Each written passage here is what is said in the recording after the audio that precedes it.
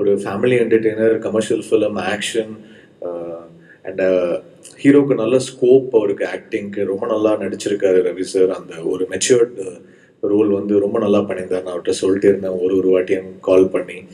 Is done very nice job. ஃபிலிமாக கண்டிப்பாக நல்லா இருக்கும் அப்படின்னு ஒரு நம்பிக்கை இருக்குது. ஏன்னா பேசிக்காகவே ரைட்டிங் வந்து ஆண்டனிக்கு வந்து ஒரு கிஃப்டட் ரைட்டர். அவனுக்கு பேசிக்காகவே ஒரு என்கேஜிங்காக எழுதக்கூடிய கெப்பாசிட்டி இருக்குது.